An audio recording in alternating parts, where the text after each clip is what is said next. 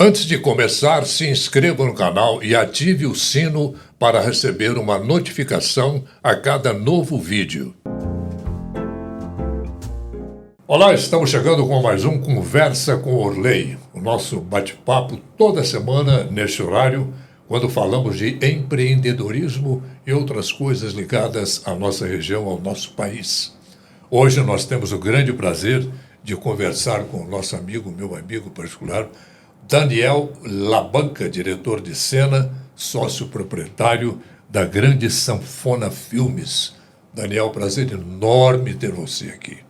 Orley, prazer todo meu. Fiquei extremamente feliz e honrado ter um convite desse, né? De ter uma conversa com o Orley Moreira. Que coisa boa. Não, quando a gente fala em empreendedorismo, pai meu, já me liguei logo em você, lá na frente.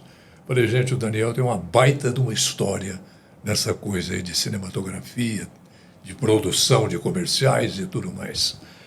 Daniel, já tem um tempo, né, de estrada nessa área. Já tem um tempinho. Eu, na área do vídeo, da produção, começou lá na faculdade, né? Eu fiz faculdade de comunicação, publicidade e propaganda. Quando eu entrei na faculdade, a cabeça, acho que da maior parte das pessoas, tenho certeza que depois eu voltei como professor e eu ouvia isso dos alunos. A maior parte das pessoas, dos alunos, tem aquela cabeça de vou trabalhar numa agência de propaganda, ou vou trabalhar com criação. E ali, aos poucos, né, à medida que os semestres, que os anos iam passando, eu sempre queria estar envolvido com os trabalhos que envolviam produção do vídeo. E aí, olha que interessante, até antes da faculdade, eu já tinha alguns sinais, sem nem saber que existia esse trabalho, que eu ia trabalhar com produção. Porque quando eu pegava aquelas fitas VHS antigas, de caseiras, né, de uma câmera que meu pai tinha comprado, a gente era pequeno ainda. Que na época era o supra-sumo da tecnologia. Era o máximo, né? Você poder gravar em casa, pensa, hoje a gente Colorido. tem o celular, né? Mas antigamente era difícil. Era só gente que era bacana que tinha uma câmera em casa. E por que a gente tinha se a gente não era bacana? Porque meu pai fez uma viagem para a Zona Franca de Manaus, e lá era, né, tudo baratinho, não tinha imposto, porque é uma Zona Franca. Tudo isento, né? E ele falou assim, é a oportunidade da gente também poder ter uma câmera doméstica. E ele tem culpa nisso. Por quê? Porque aquela câmera eu fiquei maravilhado. Eu, pequeno, criança, e aí é onde eu relembrei, pegando essas fitas antigas, assistindo, eu lá com a voz de criança filmava, por exemplo, uma bicicleta lá em casa. E eu ia narrando como se fosse um comercial. Bicicleta, câmbio com não sei quantas marchas, veja, marca tal, fingindo que eu era um narrador de televisão. Ou seja, eu nem imaginava, pequeno, que existia uma profissão que era produzir vídeo, fazer propaganda, e já estava ali brincando disso. Então, na faculdade, eu acho que eu acabei concretizando isso que já estava ali dentro. Eu, quando estava na faculdade, fazia estágio na agência própria que a faculdade tem, ou tinha naquela época, e nessa agência a gente, de vez em quando, contratava serviço de uma produtora para ir lá cobrir a feira que tinha na faculdade, cobrir algum evento. E aí, o que eu fazia? Eu ligava na produtora e falava assim, olha, mas para a gente contratar vocês, precisa um estagiário nosso ir aí para a produtora e passar um mês assistindo as produções. É o nosso acordo. O estagiário era eu, né? Claro. E aí eu ia para lá e era um aprendizado. E era muito bom, sabe? Assim, era um jeito de, isso 20 e poucos anos atrás, de eu estar inserido na área, né? E ali eu já comecei, Foi o pontapé, né? Foi o pontapé. Fazia isso com televisão também. Sempre gostei de TV e rádio também. Sempre fui muito apaixonado por rádio. Então, o que eu fazia com as TVs? Eu ligava na TV Integração, por exemplo, eu fiz várias vezes. O que vai ter ao vivo aí no estúdio hoje? Vai ter o Globo Esporte e o MGTV. Eu posso ir assistir? Eu sou estudante? Pode. Então eu ficava sentado do lado da bancada, Legal. No estúdio, ficava olhando, falou, nossa, assim que eles trabalham. Posso voltar amanhã? Pode. Aí eu voltava. Então ali eu conhecia não só o processo, mas conhecia gente também. Com rádio a mesma coisa. Eu, apaixonado por rádio, como eu falei, eu comecei escrevendo para rádio. Escrevia muito, programas de rádio. E aí, deixa eu fazer um texto. Você já tinha um dom mesmo, né? Talvez sim, né? Já tiver. É o que eu falei, tinha algo aqui dentro já que me levava para isso. E aí o pessoal da rádio começou a fazer textos que eu mandava, virava um spot, virava um programete. Então eu pegava, era rádios nacionais, fazia isso com a Transamérica, com a Jovem Pan. Então isso foi eu pegava, que ano, mais ou menos? 95, 96. Já tem um tempinho. Eu lembro que eu pegava um ônibus aqui à noite, passava a madrugada no ônibus, descia em São Paulo de manhã, ia lá pro estúdio da Jovem Pan, da Transamérica, via eles fazendo textos que eu tinha mandado, sabe? Café com Bobagem, hoje o Pânico, que virou depois programa de televisão, né? E ali começava, de uma certa forma, né? Um trabalho, não era trabalho, era hobby, mas eu acho que foi onde tudo começou, sabe? Para eu ir para essa área. Muito bom, e começou bem. A gente está falando em propaganda e eu estou lembrando que a gente tem que faturar. Opa! Entendeu? Isso é importante. E nada como um bom café. Um café Cajubá. Isso é maravilhoso. E café Cajubá, o café, o Daniel, dá licença. Opa. Dizem que faz bem para a voz, né? Faz bem para a garganta, limpa as cordas. E já ouvi falar que até para o coração, Orley? Isso. Não é? Procede ou não? Procede. Eu sou um consumidor irremediável. E só de você colocar... Gente, esse não é fake, não, porque a gente trabalha em produção, tem muita coisa é fake, né? Olha o cheirinho que subiu aqui, tem aqui na xícara mesmo, ó. Café Cajubá é sinal de qualidade, né, Daniel? Você sabe que não é por ser aqui da terra da gente, não, mas a gente sabe que o Marcinho ele cuida com carinho extremo do produto que ele representa e que ele vende tão bem. E lembrando aqui para o pessoal da região que não tem acesso direto em alguma loja, em alguma revenda do Café Cajubá, acesse o site www.cafecajubá.com.br. Pifou aqui, viu? Falhou. Não, mas foi. cafecajubá.com.br e adquira o seu Café Cajubá que vai chegar na sua porta, com todo o seu mix à disposição. E lembrando também do nosso outro colaborador, patrocinador, a Start Química, que produz esse álcool em gel, a Septigel, que foi um dos primeiros álcool em gel do mundo. Você sabia disso? Sim, pioneiros, né? Pioneiro. No Brasil parece que foi o primeiro ou um dos primeiros. Que naquela pandemia terrível que nós tivemos, o álcool em gel ajudou a salvar muita gente, muitas vidas. Me lembro da importância deles desde até o surto, antes da pandemia H1N1, presentes, foi quando cresceram muito e fizeram muita diferença com esse produto, né? E os produtos da Start dispensam qualquer adjetivação, né? É isso mesmo. Daniel, mas vamos lá. Você tem, a Sanfona Filmes tem uma coleção invejável de prêmios, né? Me conta um pouco dessa história. Eu sou um dos sócios, né, da Sanfona Filmes, junto com o Alfredo, com o Thiago. Sim. Aliás, a Sanfona começou, né, com uma iniciativa do Alfredo Valtier, que junto aí veio o Thiago também, Thiago Moreira, virando sócio, e 2 anos depois que eu fui virar sócio da Sanfona, e ela já começou com um modelo muito interessante, que já era um modelo que, se a gente for observar em grandes mercados, que já estava funcionando bem para produtoras e que eles trouxeram para cá. E eu me identifiquei muito também com essa linguagem e esse propósito. Eu estava numa fase da minha vida que casou, e eu falo que nem é coincidência, né, com o nascimento do meu primeiro filho, e também por aspirações profissionais, né, de você poder trabalhar num negócio onde você consegue se dedicar a fazer um job, um trabalho, e se dedicar integralmente. Em outros negócios eu não podia fazer isso. Não é que não podia, mas geralmente quando você tem, como eu já trabalhei em outras produtoras, e que o foco às vezes é por volume, né? Você tem que fazer vários trabalhos ali para poder pagar o seu mês. Então você tem uma série de produtos saindo. Nem sempre todos esses produtos você consegue acompanhá-los. E isso era uma dificuldade que eu já sofri e que eles também já sofreram em outras produtoras que eles trabalharam. E aí a Sanfona nasceu muito com o propósito de ser uma produtora onde a gente consegue... É quase que aquele trabalho artesanal. Hoje se usa muito, né? Cervejaria artesanal, produto artesanal. Por quê? Porque a gente foca em trabalhos que exijam mais da produção. Ah, são só trabalhos muito grandes? Não, não é isso. Mas trabalhos onde o nosso grau de atenção, que tenham, sim, muitas vezes um grau de complexidade maior, ou que seja uma grande produção. Atenção aos detalhes também. Exatamente, onde você consegue namorar mais aquele roteiro, namorar mais especialmente o planejamento. E aí, quando você pergunta sobre os prêmios, eles acabam vindo como uma consequência, né? O prêmio é um reconhecimento de que, opa, deu certo.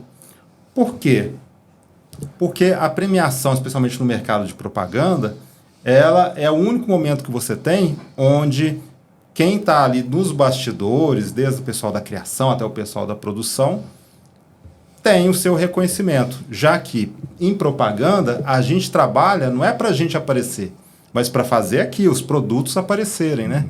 E aí nas premiações, quando a gente começou ali se destacando, aparecendo em alguns festivais, graças ao trabalho de muita gente, desde as agências, desde o anunciante que acredita, é muito importante.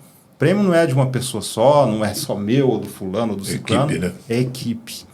E aí, graças a esse esforço, a todo mundo entrar nessa mesma consciência de, opa, vamos fazer isso aqui com carinho, vamos tentar fazer o melhor.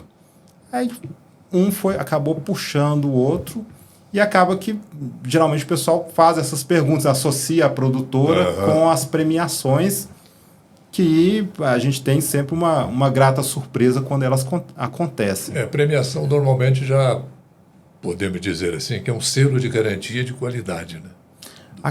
Acaba ajudando muito nesse sentido, porque, olha que interessante, eu antigamente já tive essa visão, quando eu via a pessoa divulgando muito sobre prêmios, eu falava, gente, isso é vaidade, está divulgando por isso. Mas dentro do negócio, eu fui descobrir o seguinte, o que você falou é perfeito. O prêmio, ele acaba sendo, para quem vai te contratar, um selo de qualidade. Hoje, se a gente for observar, a maior parte dos clientes que a gente recebe, eles vêm porque viram a gente no final, no shortlist, ou na lista dos premiados de algum prêmio importante. Porque a gente pergunta para todos, como é que você, que está aí no estado do Paraná, de São Paulo, sabe, descobriu a gente aqui no interior de Minas? Ah, não, eu entrei na lista dos premiados, dos profissionais do ano da Globo, e o nome de vocês estava sempre lá. Então a gente foi vendo que a maior parte dos clientes que estão com a gente hoje nos descobriram por conta dos prêmios. E aí que a gente entendeu que, olha, divulgar prêmio não é uma vaidade, é você... É consequência de um trabalho bem feito, né? Bem realizado. É um negócio, exatamente. É negócio, é comercialmente interessante, porque você está falando, olha, outras pessoas reconheceram que toda uma equipe, desde a agência, depois a produtora, fez um trabalho que deu um resultado de qualidade. Esse trabalho de vocês, Daniel, desse tipo de agência que você trabalha, é basicamente para a televisão. Para o vídeo, né, para o filme publicitário, seja ele anunciado numa TV ou, hoje em dia, muitos vão para a internet em conjunto ou até só para a internet também. Então, a gente acompanhou muito essa evolução também. No começo, as pessoas nos procuravam mais para fazer o comercial para a TV. A maior parte, era dificilmente alguém falava de outra mídia. Depois começou-se a pulverizar mais, né? Olha, eu quero na TV, mas eu também vou colocar no telão do cinema, eu vou colocar no elevador, numa mídia out of home, que se chama, né? Tem vários termos em inglês, o pessoal adora dessa área. E aí, depois, a internet, à medida que os grandes canais, como a gente está aqui, né, no canal do YouTube, as redes sociais, foram popularizando e surgindo, muita gente começou a falar, eu também quero colocar na internet. E hoje a gente tem vários produtos, vários filmes que a gente faz, onde as pessoas procuram e falam, não, esse aqui é só para a internet. Também acontece isso.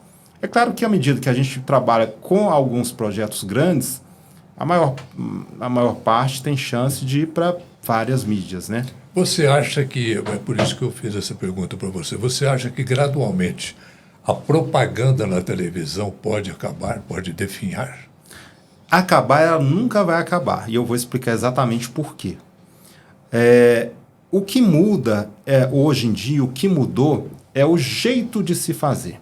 Então, muda-se o meio, muda-se o formato, mas a propaganda nunca vai deixar de existir. Olha, a gente vive num mundo capitalista, ou seja, existe a necessidade de se comprar e vender produtos e a gente não vai escapar disso. Enquanto houver a necessidade de se comprar e vender qualquer produto, vai haver a necessidade de fazer propaganda. Enquanto houver qualquer meio, seja ele a televisão, a internet, este meio, para se sustentar, ele vai precisar de anunciantes. E esses anunciantes têm que vir na forma de propaganda.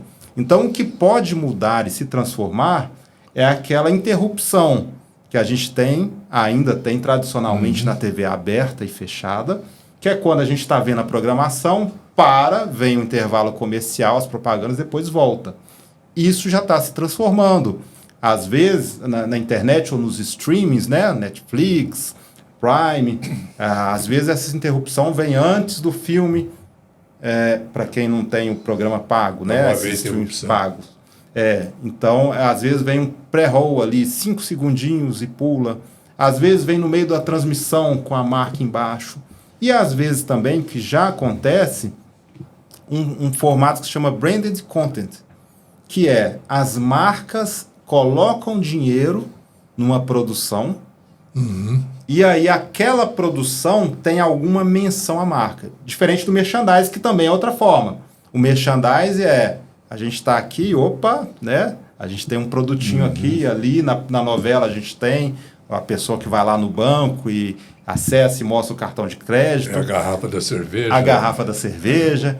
E o branded content, ele na verdade financia atrações. Então, eu tenho uma marca de cerveja, você falou, e eu banco uma produção e eu falo, olha, é uma historinha. No meio dessa historinha, pode ter uma menção, ou vai ter uma logo, ou vai ter um produto meu ali. Então, ou seja, estão mudando as formas. Não é? Acaba sendo uma forma de merchan. Só que eles deram outro nome, porque no branded content ele não é escancarado. Gourmetizaram a coisa. Gourmetizaram. Ele não é tipo assim, eu pego o produto e para a câmera aí é o merchan. Sim. No branded content, às vezes ele nem aparece o produto. Às vezes a pessoa só está usando as cores ali do banco, aí você remete. E aí lá no final aparece apoio banco tal. Tá, essa é a diferença. Olha só o tanto de coisa que está surgindo, e tem muito mais, né? E no fim da história, a propaganda não morre. Ela só se adapta e se adequa para poder continuar cumprindo o papel dela, que é informar, que é vender. Isso nos remete, Daniel, a um passado não muito distante, em que, eu me lembro disso, às vezes as pessoas esperavam o intervalo da propaganda, entendeu? Para sentar no sofá para acompanhar, entendeu? Começava o programa, começava a novela, o filme, o nego saía. Tão bem feitas que eram as propagandas, os comerciais da época. Não é do seu tempo, não é isso, mas você já deve ter ouvido falar. Sim, Orley, não vou contar não, mas... claro, não, acompanhei. Talvez eu tenha até me apaixonado por propaganda nessa época aí. E olha, realmente... Hoje em dia, quando sai uma propaganda que marca, eu leio muito ali nas redes sociais, várias pessoas colocando assim, enfim, que saudade desse tipo de propaganda. Quero isso aí. A propaganda brasileira, principalmente, ela é muito reconhecida no mundo inteiro. Já li sobre isso, realmente. Sim, uma das principais do mundo, em termos de criatividade, de produção de acabamento. Tanto que ela é muito reconhecida com vários prêmios. Você pega um festival mundial, o principal do mundo, o Festival de Cannes. A propaganda brasileira sempre se saiu muito bem ali. Então, ela, por ter essa qualidade, o brasileiro é muito criativo, o brasileiro é bem-humorado, e propaganda bem-humorada vende. Por ter essas características, é que isso acontecia, da gente parar para ver propaganda. E também por conta da cultura, do hábito. Antigamente a gente não tinha outra alternativa, né? Hoje tem, e aí entra até outras questões que envolve até a mudança comportamental das pessoas. Hoje a sociedade é uma sociedade extremamente ansiosa, por conta de vários fatores, entre eles da evolução tecnológica.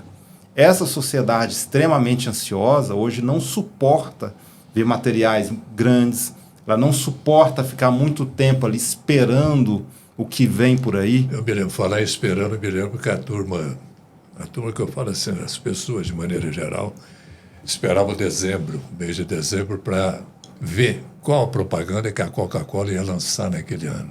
Exato. Propaganda de Natal.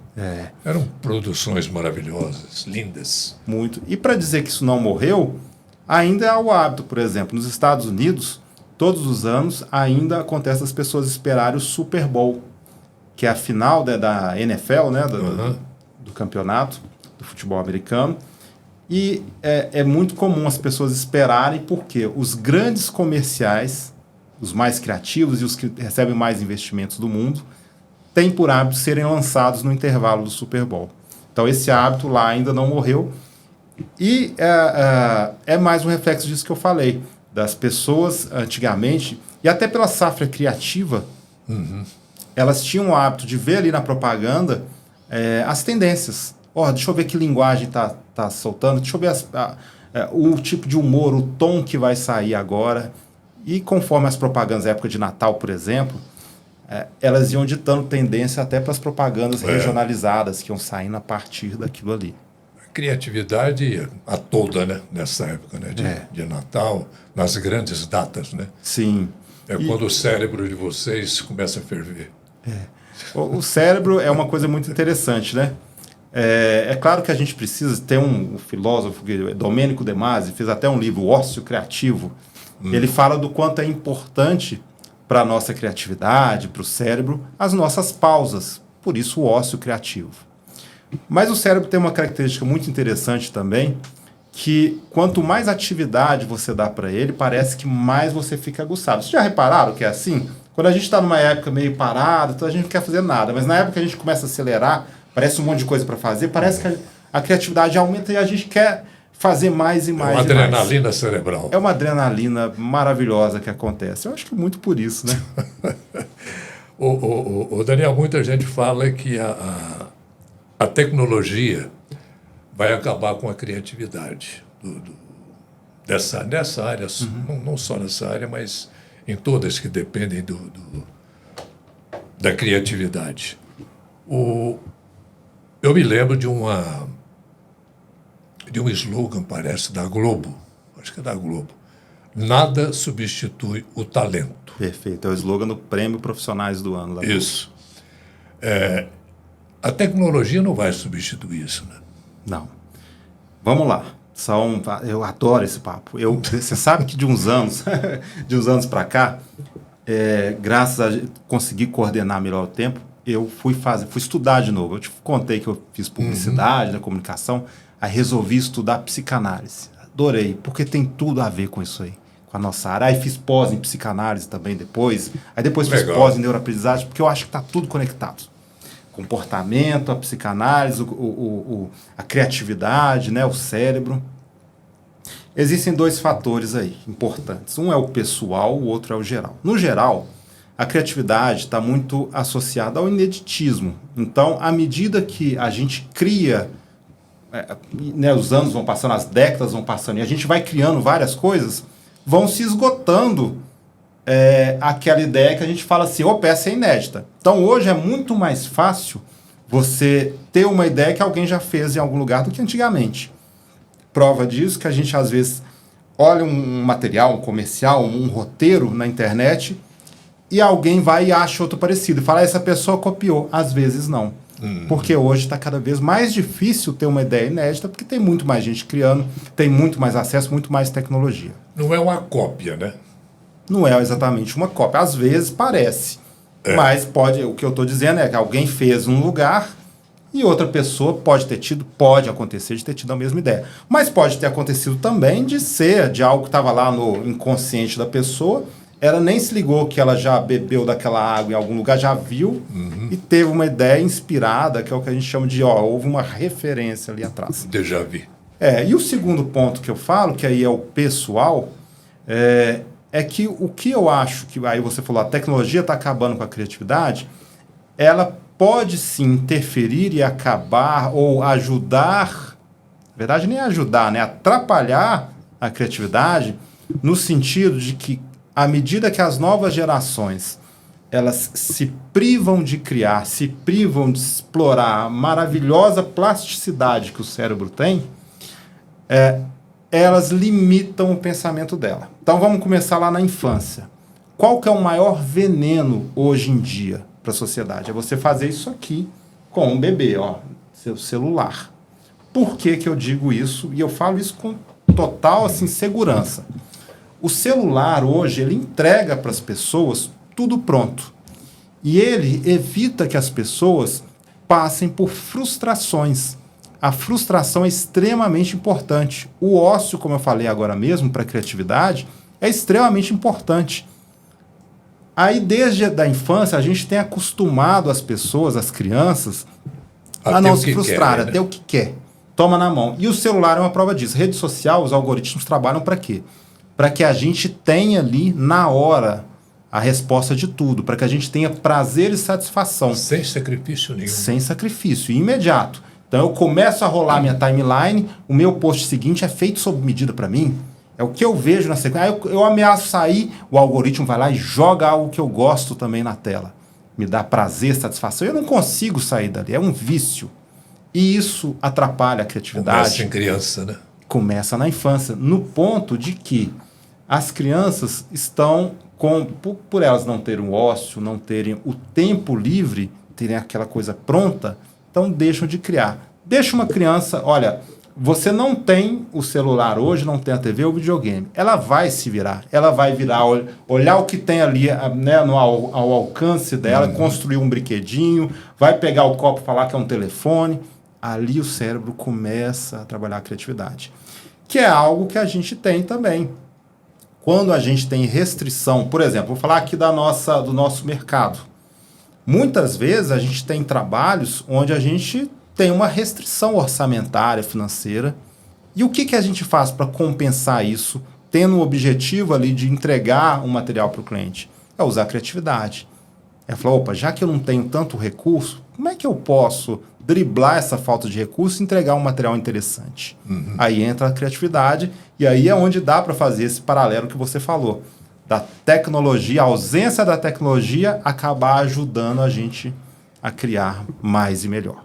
Essa coisa de criança, você fez psicanálise, eu vou te fazer uma perguntinha aqui. Uma perguntinha não, um comentário. Eu assisti uma palestra há pouco tempo do psicoterapeuta, o Léo Freiman. Não sei se você ouviu falar dele. Muito famoso, muito humano, ele tem muito de humano. Então, numa das partes do livro, ele diz que ele não conhece nenhum empresário, nenhum executivo bem-sucedido que não tenha tido uma mãe chata ou um pai chato, entendeu? Que não tivesse tolhido as crianças nessa questão, principalmente do celular, do eu quero, eu tenho, eu posso. É uma análise muito interessante. Olha só. A gente tem um antagonismo, o sim e o não, que a gente fala para os nossos filhos. Hoje, a maior parte das consequências que a gente tem, as consequências mais difíceis de serem tratadas são as consequências decorrentes do excesso de sim. Eu não estou dizendo que você tem que falar não o tempo todo, que o não, porque a severidade também causa consequências e traumas. Porém, quando a gente pega, e aí a gente pode olhar, você citou na psicanálise lá, a gente tem, né, as instâncias, a gente tem as neuroses, as psicoses, as perversões. Quando a gente fala das mais difíceis de serem tratadas ou das não tratadas, incuráveis ali dentro das psicoses, das perversões, na maioria das vezes elas são frutos de um início de vida com um excesso de sim. Não estou dizendo que é só isso que causa, mas que é sabido que o excesso de sim, de pode tudo, ele é muito difícil de ser corrigido ali no futuro. Mamãe deixa. Né? Exatamente. Por quê? Porque você aprende ali desde a sua infância que você pode, que não existem regras. E quando você tem os nãos, super saudáveis nãos, o que você está criando ali na cabeça e mostrando, na verdade, para a criança é que, olha, para se conviver em sociedade, você tem regras a se cumprir. E você vai ver isso a vida inteira. E não só para isso, você vai ter momentos na sua vida onde você não vai conseguir tudo o que quer. E isso começa desde cedo. Isso tem que ser uma prática desde cedo. Por isso que a gente tem visto a sociedade mudar tanto. Muito reflexo, né? Não só por isso, mas muito reflexo disso também. Esse comportamento dentro de casa, de pais extremamente permissivos, e aí eu volto a dizer, não estou falando que tem que ser, olha, tem que ser rígido demais. Não é isso. A gente não pode lidar com extremos, é isso que eu estou falando. Uhum. Mas a permissividade, ela traz consequências muito piores do que algum controle. Fica um futuro caro, né, para todo mundo. Fica caro. Fica muito caro. Em todos os sentidos. Exatamente. E é onde a gente vê boa parte, né, do que a gente já tem visto hoje, e aí traz consequências nas escolhas, não só na vida pessoal, mas numa sociedade como um todo, né? Bom, voltando lá à tecnologia, se bem que a gente não saiu exatamente do tema. Essa inteligência artificial, esse chat que está saindo, o GPT, essa coisa toda, isso pode substituir a criatividade do humano, Daniel? Futuramente? Futuro próximo? O chat GPT ou qualquer outra inteligência artificial, eles já têm feito muitos papéis que antes eram exclusivos do ser humano. Agora, falar em substituição, eu acho ainda muito, muito cedo e talvez não seria muito correto, adequado hoje em dia. Por quê? Porque ainda assim, e principalmente por isso, a inteligência artificial ela é baseada naquilo que já foi feito. Então, ela é um sistema alimentado por várias coisas que já foram criadas. Captando informações, né, que já colocadas ali. E quando você pergunta ao chat GPT ou a outra inteligência artificial para que ela te responda ou que ela crie, entre aspas, algo, ela, na verdade, está pegando o que já foi feito e colocando ali para você. Então, dificilmente você, quando pergunta para ela, cria para mim uma propaganda da Coca-Cola. É muito provável que ela vá te responder conceitos como felicidade, como sabor, emoção, prazer, porque são coisas que já foram feitas. O trenó, o urso. E então ela já vai pegar aquilo tudo e falar, olha, o interessante é isso aqui. A gente só consegue desvencilhar, ou hoje em dia, quem consegue desvencilhar do que já foi feito ainda é o humano. Porque o humano é o único que vai olhar e falar assim, não, mas isso aqui já foi feito. Ou que tal se a gente não fizer uma propaganda exatamente assim? Uhum. O sistema, por si só, ele não vai te questionar, ele vai te obedecer. Ele não vai, e o ser humano é questionador. Ainda não está nesse ponto da inteligência artificial falar assim, não vou te criar um texto para Coca-Cola, porque eu acho que ao invés de um texto, você devia fazer uma foto apenas. Isso ainda, e eu não acredito que isso não vá mudar, você ainda precisa ter alguém ali para tomar essa decisão estratégica, para falar, não é hora mais de fazer texto. É o tal do talento, né? Sim. Que tem que estar ali. Exatamente. Só com talento, só o ser humano, né? Uhum. O ser humano é o que tem emoção, que tem vivência, né, Orley? Aí a gente pega a inteligência artificial que reproduz a voz. Aí a reclamação das pessoas, mas não tem a emoção da voz natural. Eu estou inventando um aqui que tem emoção. Agora, estão aperfeiçoando. Mas aí sempre falta algo. Eu tenho colegas de mercado, amigos, que trabalham com produção de áudio, e eles têm, hoje em dia, feito muito isso. Refazer áudios que o anunciante fez com a inteligência artificial, mas ligou e falou assim, não dá, não tá. Cumpriu a voz, mas não houve em nenhum momento alguém que falou assim, não, mas não está eufônico essa palavra. Vamos trocar esse termo aqui, vamos respirar, ao invés de falar acelerado, vamos dar uma respiração aqui. Isso é só o ser humano que consegue. Mas vamos aguardar. Vamos ver. Cenas do próximo capítulo, vamos ver o que está vindo por aí, né? Essa inteligência artificial também, o Daniel, você Não acha que, de certa forma, ela emburrece as pessoas? Olha, a gente volta até aquele papo. Torna preguiçosa a pessoa? Sim, eu acho que até tem tudo a ver com aquele papo que a gente falou agora mesmo, das pessoas receberem tudo pronto, e aí o cérebro não trabalha para criar algo novo. Então, sim, quando você entrega algo pronto, é claro, e isso também tem sido muito perceptível nos alguns textos que chegam, que a gente lê, né, na internet. Você fala, meu Deus, está muito evidente ali que aquilo não foi alguém que parou, pensou. Foi automático, né? Foi no automático. Então acontece, esse reflexo é imediato e inevitável. O Daniel, a responsabilidade de quem cria uma propaganda frente ao consumidor, quanto à realidade da mensagem que está sendo levada até ele sobre determinado produto. Perfeito. Olha, é uma responsabilidade grande que a gente sabe que nem todos têm, né? Claro. Mas o que é interessante dessa área? Passa muito pela ética, né? Muito pela ética. A nossa área de propaganda, assim como hoje em dia até a área do jornalismo, ela não tem tantas exigências para que a pessoa se intitule publicitário, jornalista, na comunicação em geral.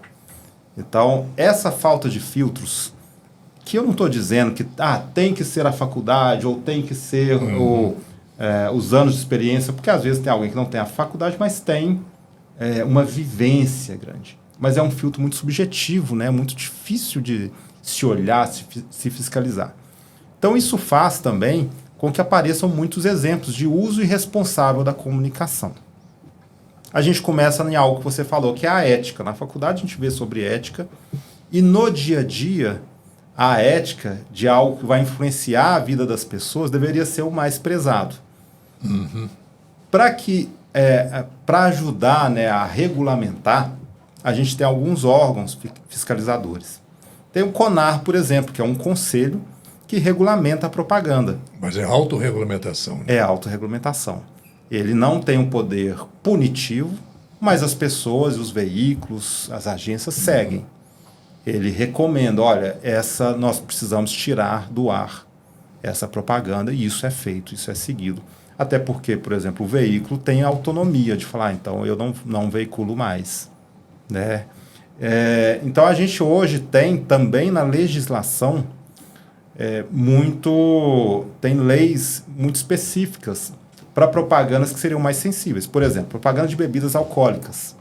A propaganda de cigarro, então, ela foi proibida. Né? Hoje, você não pode anunciar. Antigamente, algumas décadas, né, você tinha propaganda de cigarro associada a esporte, associada... E eram propagandas verdadeiras obras de arte. Não, né? eram propagandas gigantescas, eram grandes produções. E a de bebida alcoólica... A Marlboro, por exemplo, eram propagandas lindas.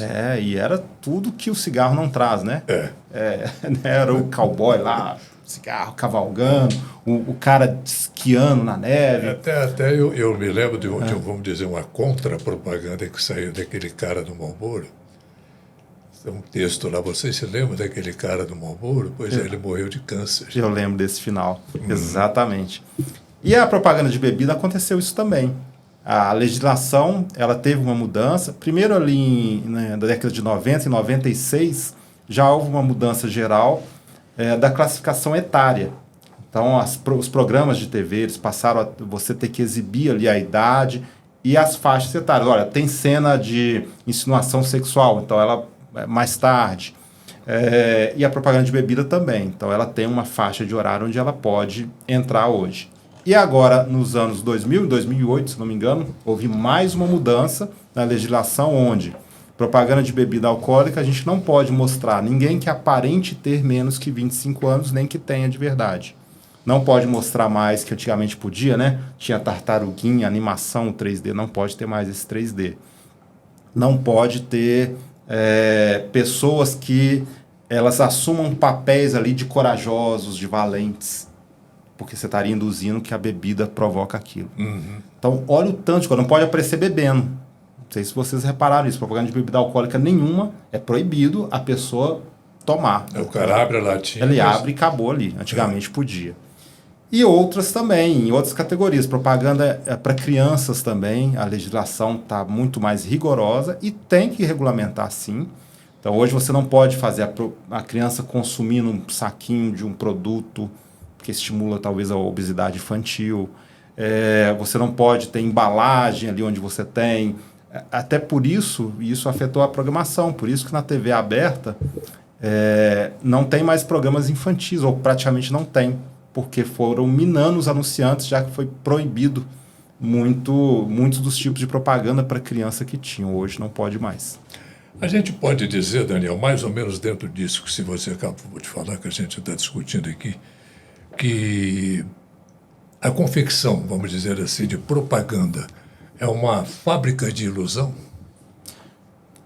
A ilusão, na verdade, eu trocaria por fantasia.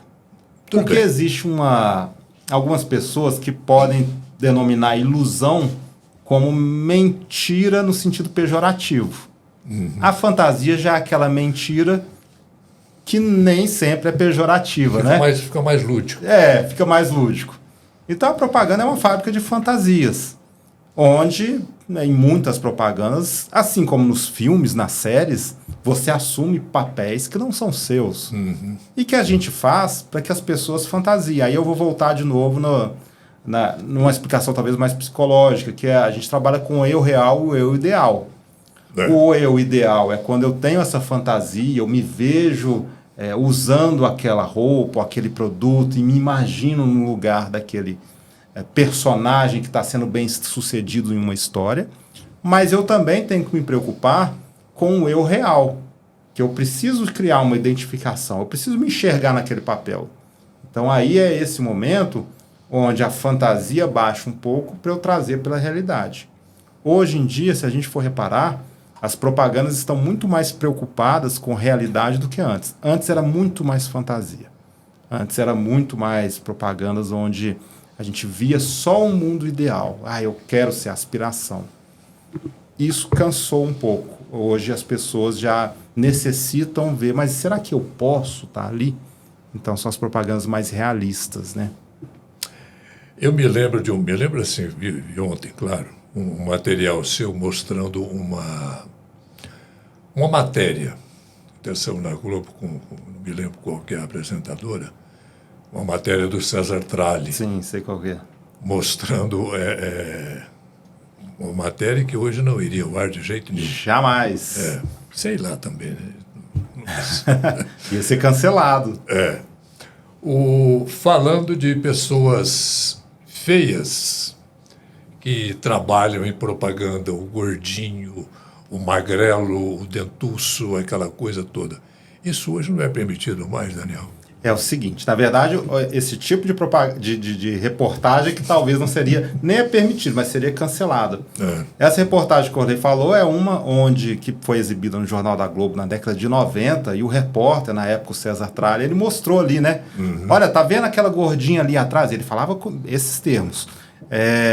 Já imaginou que ela também poderia estar numa propaganda? Não, né? Não poderia, mas você sabe que agora tem uma agência de modelos, a propaganda, a reportagem mostrava que surgiu ali uma agência de modelo que mostrava esses personagens que antes não entravam em propaganda. E aí, olha que interessante. O que é a mudança de costume? O que é a mudança exatamente de costume, de cultura, e de uma certa forma que alívio que hoje a gente tem a maturidade de entender que não cabe mais esse discurso, que propaganda não tem que estar nesse universo ou até a reportagem. E eu acho que as pessoas nem devem. Muitos apedrejam o repórter ali, o César Tralli, muitos apedrejam a matéria que saiu, mas era só um reflexo do que a gente vivia. Eu não culpo eles. É coisa da época. Até porque o jornalista, gente, ele é mensageiro, ele é um mensageiro. Ele está trazendo o que acontece ali, né? Para as vistas nossas que estamos assistindo. A gente não tem que culpar o jornalista pelo teor, pelo que está sendo dito, né? Ou pelo assunto da matéria. E aí, hoje em dia, é incabível você ter um discurso assim, onde você só mostra em propaganda pessoas estereotipadas. O estereótipo do belo. Antigamente tinha isso. Muito, eu vivi muito isso. De anunciante olhar, a gente chama de casting, que é a escolha do elenco. Eu vivi muito de anunciante olhar e falar assim, não, peraí, eu não quero personagem com um cabelo cacheado, não, eu quero só loiro e tal. Porque era o estereótipo que antigamente tem. Olha, gente, impensável hoje em dia. É onde eu falo, que bom que evoluímos. Hoje, já é impensável o contrário. Eu estou vivendo, por exemplo, essa semana exatamente isso. Um trabalho onde todos nós fluímos de uma maneira muito clara, nós produtoras, a agência, o anunciante também por parte dele. Pelo amor de Deus, nós vamos ter 62 figurantes nesse comercial. Tem que priorizar é o quê? A diversidade de tipos. Então, os comerciais, tem gente? Bom, e no meio de gente existe o magrinho, o gordinho, o alto, o baixo, o preto, o branco, o amarelo. Então, tem gente.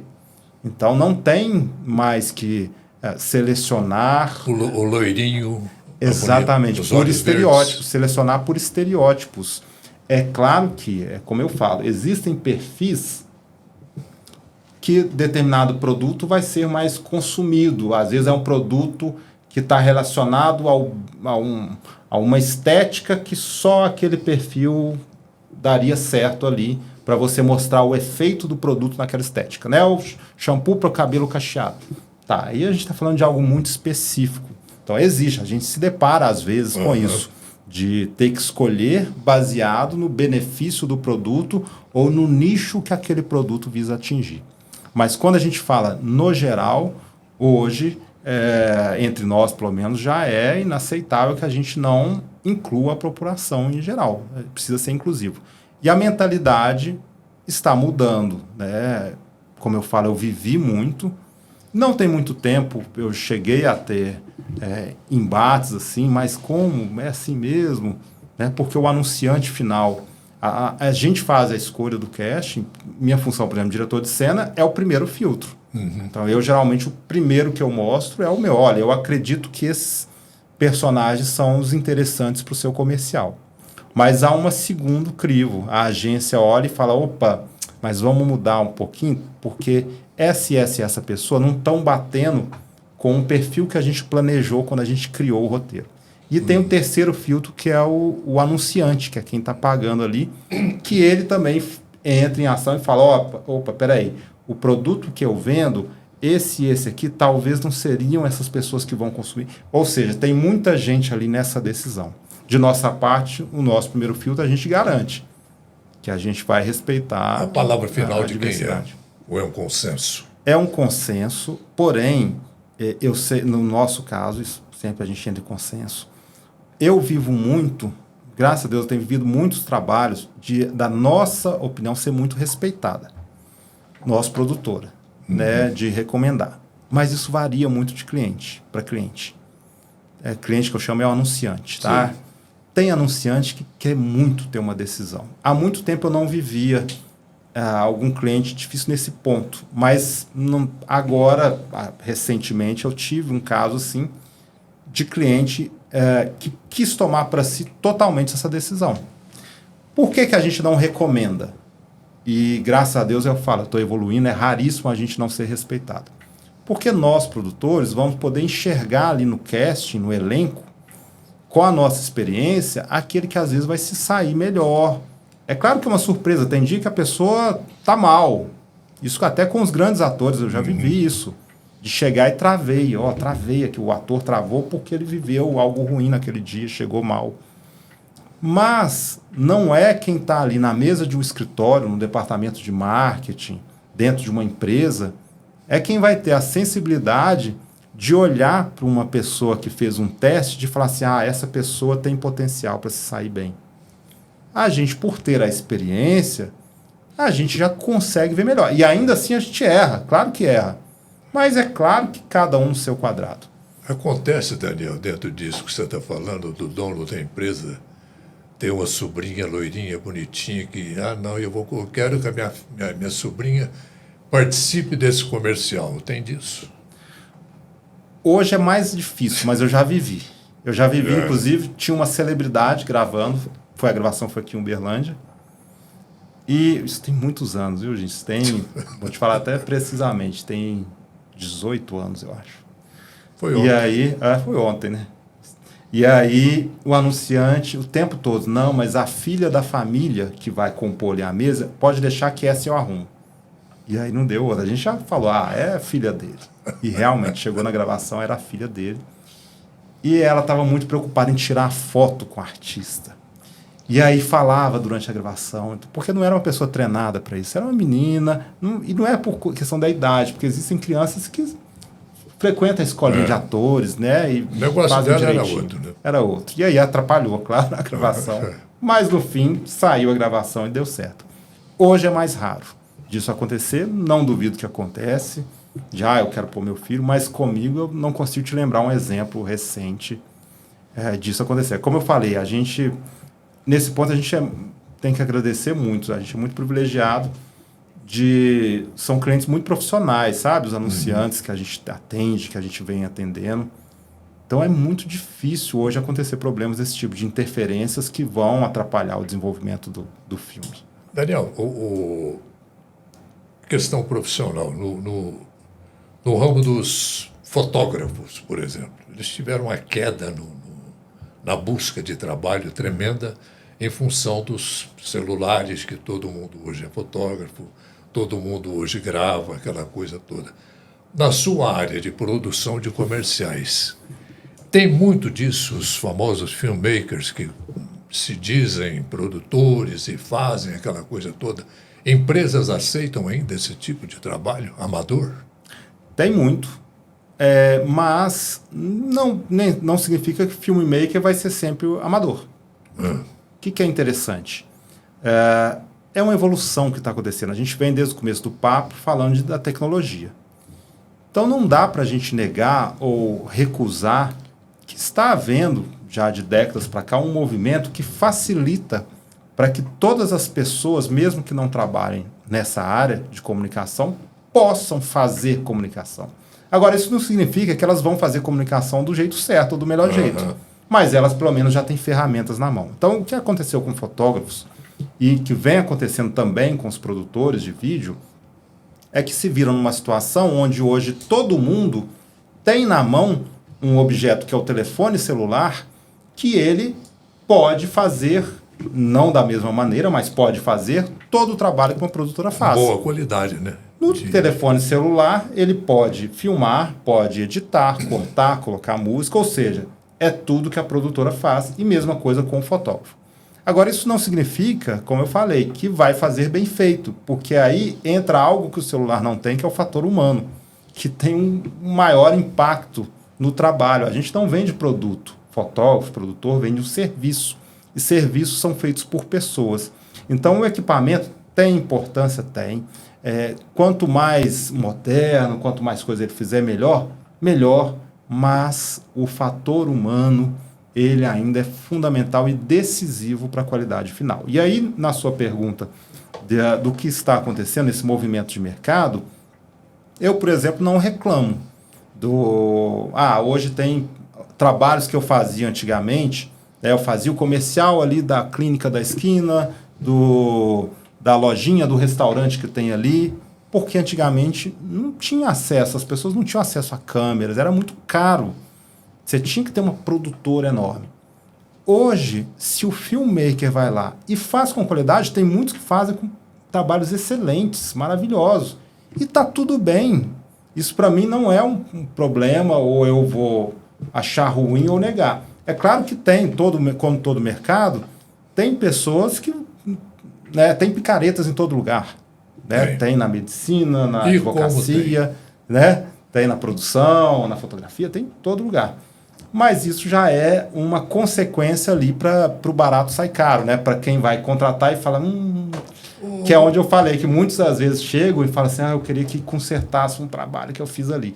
Então, não dá para negar isso, né, do produtor, do filmmaker, e o que a gente tem que fazer é procurar nichos. Então, olha, lá na produtora, a gente já entendeu que por todo esse movimento cultural, comportamental, de mercado, nós buscamos os filmes cujo grau de complexidade exijam uma boa produtora para que se execute. E o veículo, a televisão, por exemplo, ela aceita esse tipo de material? Hoje, muito mais do que antes. É mesmo? O sarrafo, ele, não vou nem dizer que eu ia dizer o sarrafo desceu, mas porque é o seguinte, na verdade, os equipamentos melhoraram de qualidade. Então... gente, o sarrafo aí não é porrada, não. não. A régua, então. Os equipamentos melhoraram de qualidade. Então, hoje tem emissora de TV que aceita o comercial que a gente sabe que foi filmado num celular, por exemplo. Então, não existe aquele grau de exigência maior de, não, precisa ter sido feito, executado por uma equipe grande ou por uma produtora, ter iluminação, ter... É lógico que eles têm os parâmetros técnicos ali, né? Vou olhar lá no áudio, cumpriu o loudness, cumpriu o menos 3 dB, no vídeo cumpriu lá, olha o waveform, está dentro da escala de IR, aí uma coisa mais técnica.